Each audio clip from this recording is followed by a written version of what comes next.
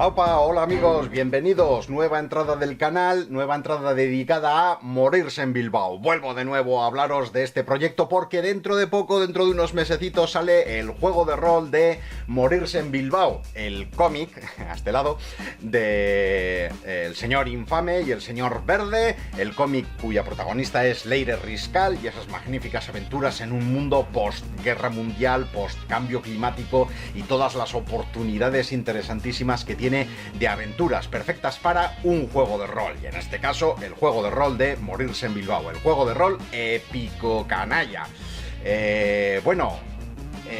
Si no venís desde el blog, tenéis la dirección en la descripción del vídeo, porque ahí estoy poniendo varias entradas, poco a poco voy describiendo un poquito qué es lo que os vais a poder encontrar en este juego de rol. Primero comenté un poco, bueno, pues cuál es la ambientación, qué es todo lo que rodea como contexto, como telón de fondo en este juego, y ahora toca hablar, yo creo que de la segunda cosa que se suele preguntar cuando alguien pregunta por un juego de rol, es qué ambientación tiene y segundo, qué sistema utiliza, ¿no? Vamos a hablar del sistema de Morirse en Bilbao. Es el sistema Edit, por ponerle un nombre, que es un sistema muy sencillito y que os voy a explicar enseguida. Pero antes de pasar al sistema Edit, quiero comentar otra cosa que para mí es muy importante, y es que MEB, Morirse en Bilbao, incorporará el sistema de motor de emociones, que es el sistema de rasgos de carácter que utiliza Other Selves en La Puerta de Istar. Tenéis ya en el blog también y en el canal una entrada en la que hablo de la temporada pasada, en la que hablo específicamente de La Puerta de Istar, pero os lo voy a contar de nuevo por si acaso.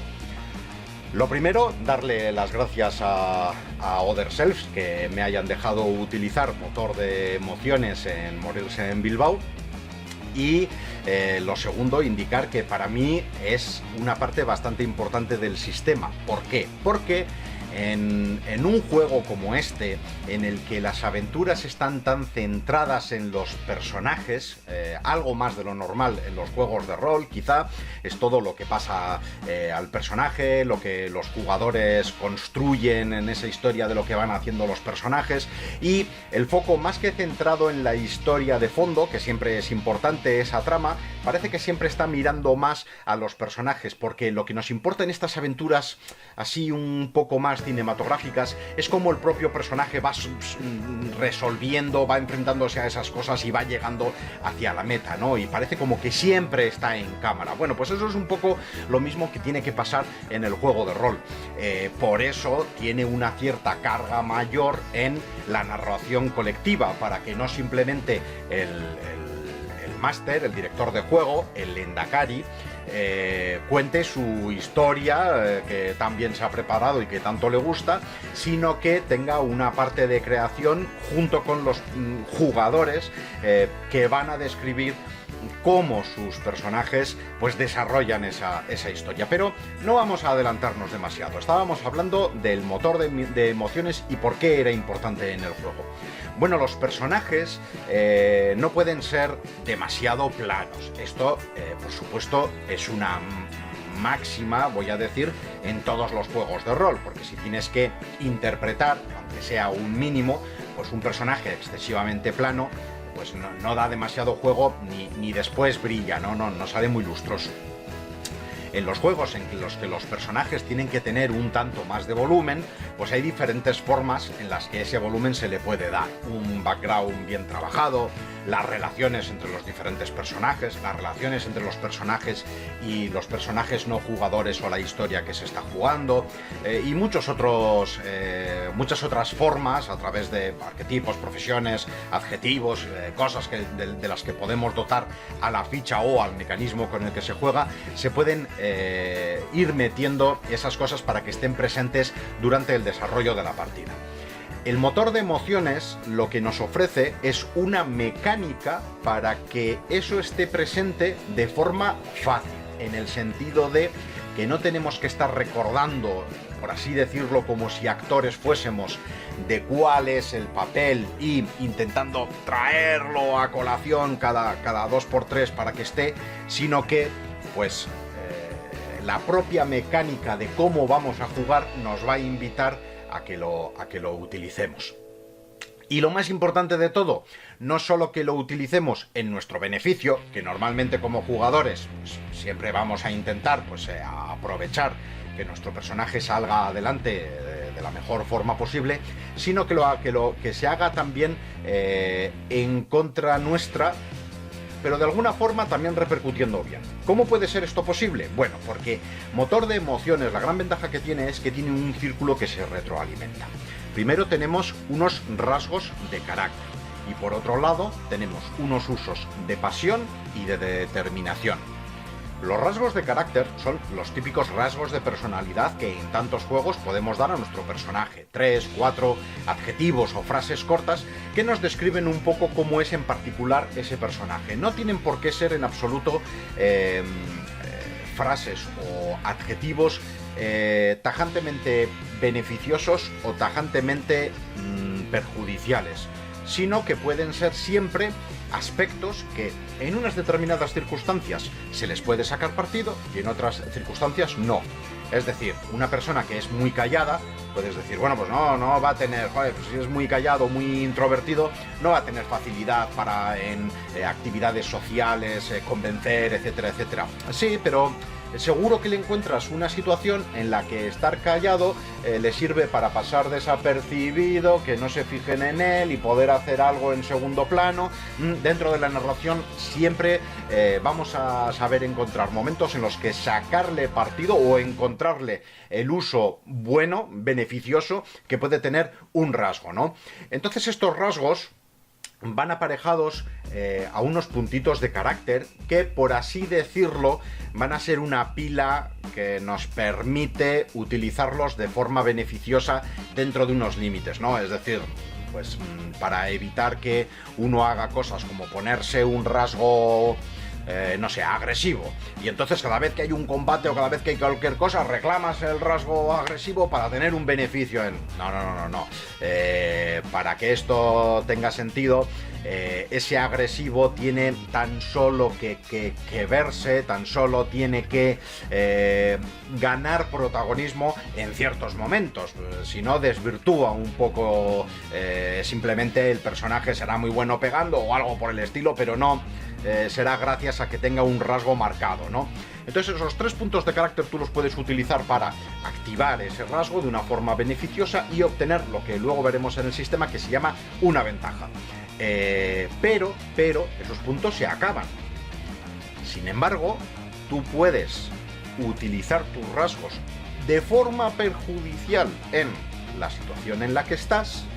Yo soy callado y por tanto soy introvertido y por tanto a la hora de acercarme a ese posible contacto, intentar seducirle o caerle bien para sacarle, pues posiblemente vaya a jugar en mi contra. Lo reclamo y lo que hago es ganar un punto de carácter. Esto lo habéis visto en otros juegos, ¿verdad? No es muy diferente, fantástico. Pero es que además le unimos a la parte de abajo. ¿Qué es lo que hace la pasión? Por cierto, no lo he dicho, pero evidentemente en ese caso en el que yo lo reclamo de forma perjudicial para mi personaje, lo que me va a provocar es una desventaja, de forma que mecánicamente haga más difícil la acción, ¿no? Pero recupero un punto de carácter, porque estoy metiendo narración, estoy metiendo volumen al personaje, lo estoy haciendo tridimensional y estoy haciendo además que la historia sea mucho más interesante, porque los personajes aciertan y fallan, y una de las cosas más interesantes que queremos recalcar en Morirse en Bilbao es que fallar tiradas también es divertido, porque da lugar a situaciones divertidas y a una narración mucho más interesante. Pero volvamos a lo que es puramente el sistema y el motor de emociones. Decía que teníamos por un lado la pasión y por otro lado la determinación. ¿Cómo funcionan? La pasión lo que nos permite, tiene unos gastos, unos usos limitados, puedes utilizarlo 3 veces y cada vez que lo usas, si obtienes un 6 en el resultado del dado, puedes volver a tirar ese dado y quedarte con el 6 y sumar el nuevo resultado, y así sucesivamente. Es decir, te da la oportunidad de conseguir grandes resultados en tu tirada. Y esto se basa en qué? Pues en eso, ¿no? En la pasión, en ese calor interno, en ese fuego que empuja al personaje a resolver cosas sí o sí, porque le interesan, porque lo ama, porque le odia, porque que esto... sacando esa fuerza de pasión, nunca mejor dicho, que mueve a los personajes pues que tienen esas emociones más a flor de piel, ¿no? Estamos buscando personajes un poco cinematográficos y también underground. Recordemos, Morirse en Bilbao es un juego cinematográfico y underground, es punky, es de fotocopias, es de blanco y negro, pero es de acción trepidante, de música, todas esas cosas tenemos que meter en la coctelera. Bien, pues los personajes sin duda van a ser de fuertes pasiones y, joder, estamos hablando en este caso de una chica de Bilbao y cómo no va a ser de fuertes pasiones. Bueno, pues por ese lado tenemos eso y por otro lado tenemos la determinación. Y la determinación lo que nos permite es que una mala tirada en un momento un poco crucial no nos estropee la historia y por lo tanto esos usos nos van a permitir repetir una tirada. Evidentemente también tiene unos usos limitados, no es caballito blanco para que nuestro personaje siempre siga adelante, haga lo que haga, por muy loco que sea, sino que nos va a permitir, bueno, pues juzgar también, es un poco táctica de jugador, cuando quiere ir a utilizar uno u otro o incluso los dos a la vez, pero gastando esos usos que tiene en determinación, pues va a poder realizar esto. Y la determinación es la confianza que tiene un personaje en que sus capacidades, su experiencia, su habilidad, la pericia que ha ido acumulando a lo largo del tiempo, le va a permitir sacar adelante cosas que sabe que es capaz de hacer. Y pues bueno, haciendo uso de esa determinación que te da el saber que esto yo soy capaz de hacerlo y que si sigo adelante por mis narices voy a acabar haciéndolo, pues es lo que representa en esta pasión. Hablaba de que era un círculo y de que se retroalimentaban.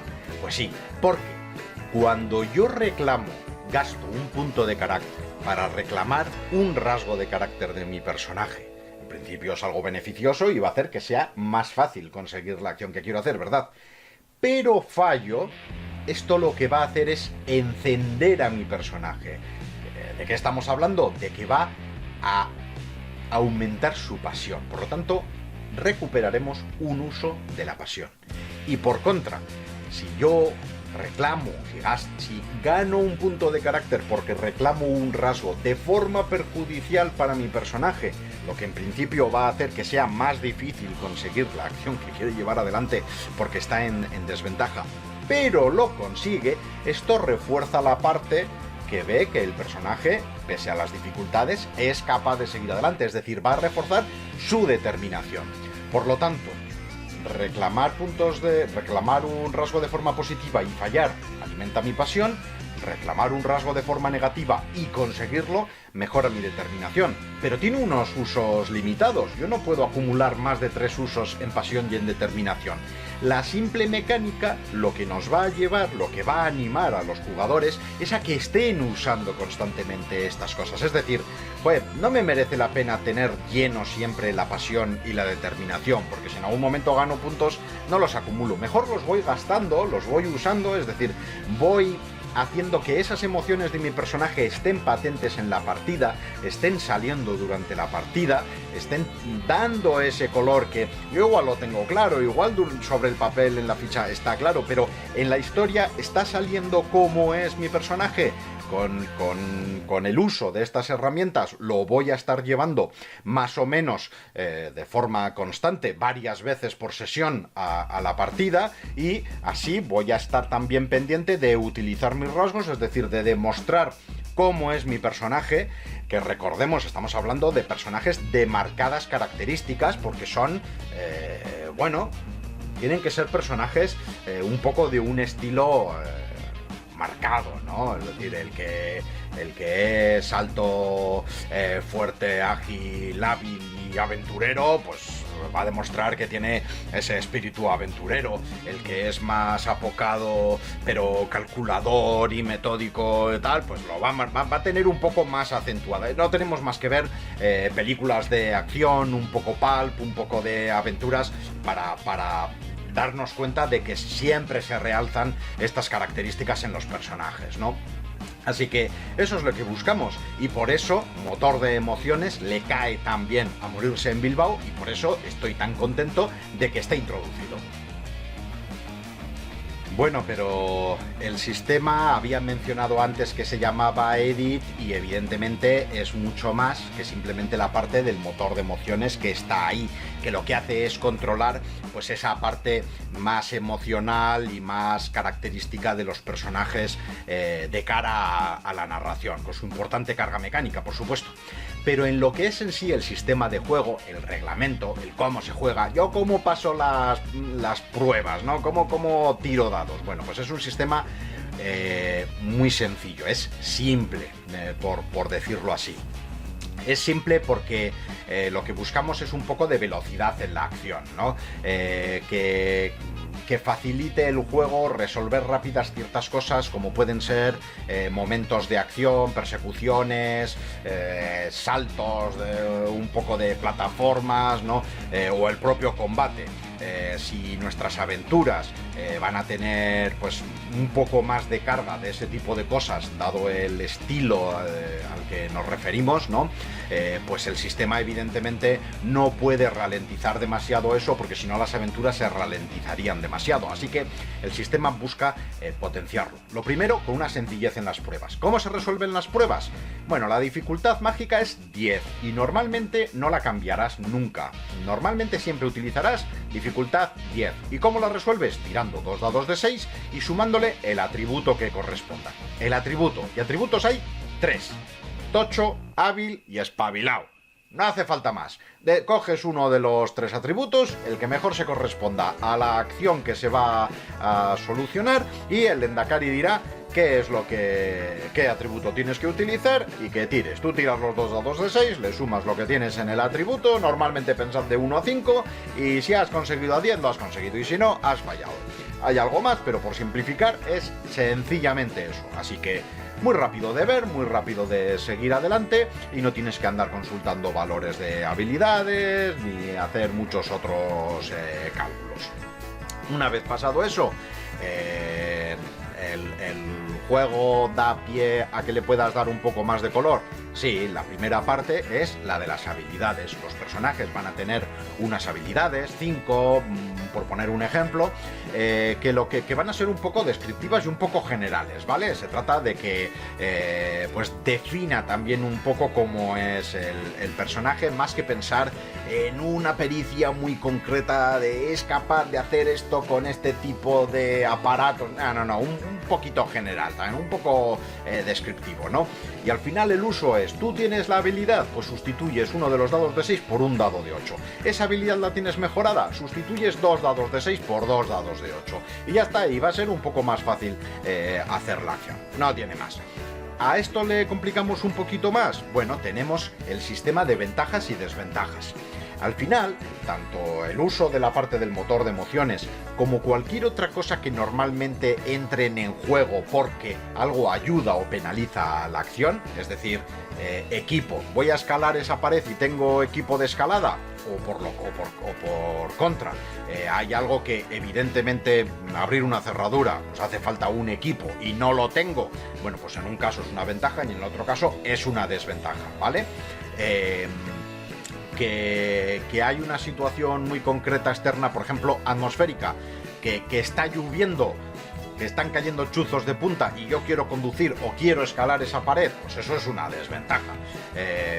O de situación dada porque alguien me ha ayudado, o antes he conseguido una ventaja porque he hecho no sé qué. Bueno, cualquier cosa que nos supongamos que pueda modificar la dificultad, podemos rápidamente convertirlo en una ventaja o en una desventaja. ¿Y una ventaja o una desventaja qué hace? Bueno, pues muy sencillo. Añado un dado de 6 al pool, a la tirada, en vez de 2 dados tiro 3, y si he acumulado 2 ventajas o 2 desventajas hasta 4, pero no más, tiro y me quedo con, en caso de las ventajas, los 2 mejores dados, y en caso de las desventajas, con los 2 peores resultados. Lo sumo a la característica, si llego a 10, lo he conseguido, y si no, no. Y ya está. Ese es el mayor corazón del sistema. No voy a entrar en mucho más detalles. Lo primero, porque no los tiene. El juego es un juego ligero que su mayor fuerza la tiene en ese juego que se crea y en las aventuras, ¿vale? Espero que veáis en su momento que el peso lo tienen las aventuras y los elementos que se pueden introducir en esta ambientación para crear situaciones chulas. No tanto el juego, no tanto el sistema. El sistema tiene que ser rápido de aprender, muy fácil de poner en la mesa. Por eso no se complica mucho más. Y además lo puedes reducir incluso más todavía si quieres, como se verá en el juego. Pero hay una parte muy importante. He dicho que el combate tiene que ser ágil, que la forma de solucionar las persecuciones con esos guardias de seguridad que me persiguen o con tal, tienen que también que ser muy ágiles. Bueno, una de las formas en que simplificamos eso, al haber tiradas de por medio con una dificultad, es introducir niveles de enemigos. Esto también lo habéis visto en unos cuantos juegos. Los enemigos están divididos en tres categorías. Tenemos los mingafrías, tenemos los morroscos, que ya son otra cosa, y luego tenemos a los cabronazos. Bueno, pues una vez que hemos repartido a los enemigos entre esos tres, hay un sistema por el que es muy sencillo resolver de forma muy rápida los enfrentamientos o las oposiciones que tenemos con esos mingafrías, de forma que preocupa más su número que qué es lo que pasa cada vez que interactúo con uno de ellos individualmente, ¿no? Todos os podéis imaginar a Conan saltando sobre un buen grupo de lanzas, ¿no? O al Capitán América pegándose con una docena de soldados alemanes armados con fusiles. Si resolvemos eso con un sistema normal, típico en el que vemos las interacciones de cada uno de los personajes, posiblemente sea muy difícil. Lo primero, salir bien parado, y lo segundo, que tenga cierta agilidad, ¿no? Pero así como lo hacen juegos como Bárbaros de Lemuria, o así como tiene algunas de sus fases el propio La Puerta de Istar, si tenemos un sistema propio para resolver con esos mingafrías, hasta podemos librarnos de más de uno en un solo turno, ¿verdad? Ellos funcionarán como un único enemigo modificado. Bueno, vais viendo por dónde voy, ¿no? Por otro lado, esos morroscos van a ser unos tipos duros, ya tipos que van a tener frase, por así decirlo, ¿no? Con los que voy a sudar, con los que voy a tener que nuestro personaje va a tener que esforzarse. Son los tíos que van a tener nombre en la película, ¿de acuerdo? Esos van a ser los tipos duros.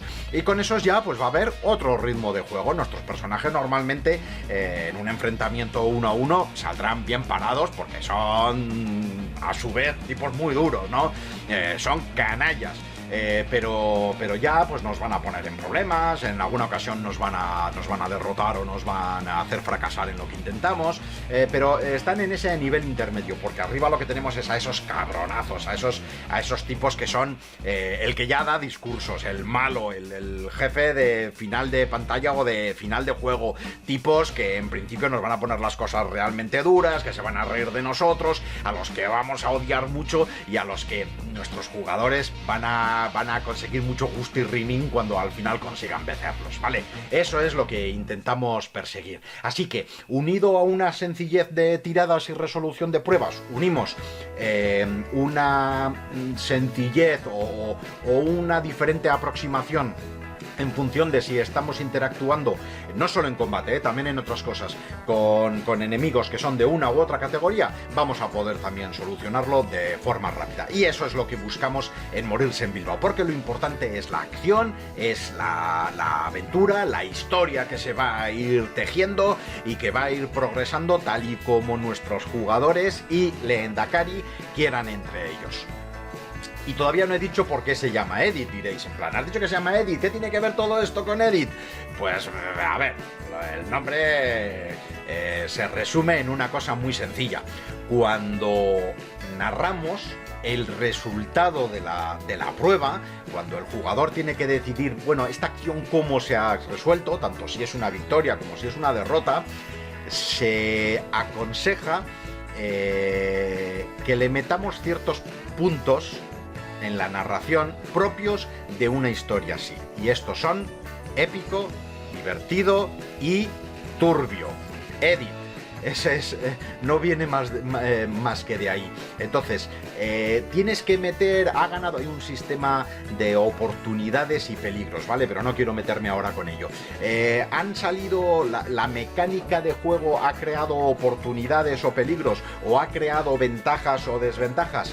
¿Quieres meterlas de alguna forma en tu narración? ¿No se te ocurre? Pues piensa, lo primero, en algo épico. ¿Se te ocurre algo épico que podría hacer que eso tuviese sentido? Adelante, haz que tu personaje salte hasta la lámpara, se balancee y consiga llegar al balcón de delante mientras le disparan los de abajo. Eso mola porque es comiquero, porque es peliculero.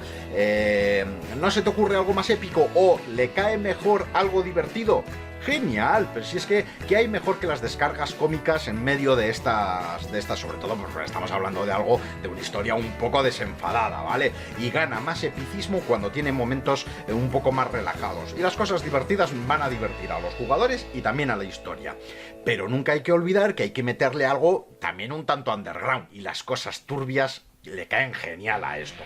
Ha pasado algo que sea no demasiado moral, que nuestros personajes no son arquetipos de héroes magníficos, no, tienen sus defectos y eso es lo que les hace ¿por qué queremos tanto a esos personajes de Harrison Ford, de Indiana Jones, de Han Solo? Porque son picaruelos, porque son sinvergüenzas, ¿verdad? Y entonces eso hace que les queramos más, sus defectos, sus tal, hacen que el global del personaje sea mucho mejor, e incluso que las cosas heroicas que hace parezcan más heroicas porque viene de donde viene, ¿no? Y por eso, en Morirse en Bilbao, a los personajes jugadores les llamamos canallas, porque vienen de un mundo muy duro, muy underground, y claro, eso les va a representar. Entonces las cosas que hacen no van a estar exentas de tener ese puntito canallita.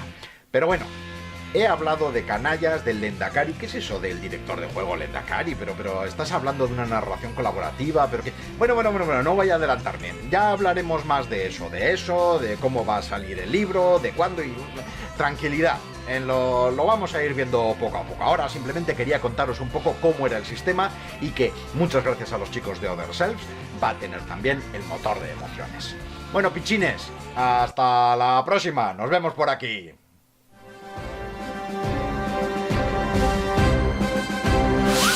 Cuando yo me muera, tengo ya dispuesto en el testamento. Un momento, que se me olvida.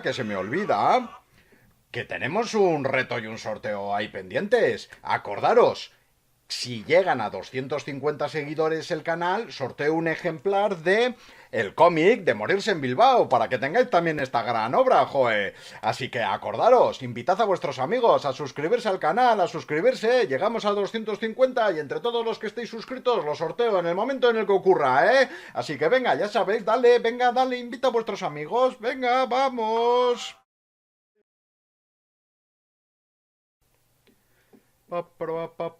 El que no beba vino es un animal.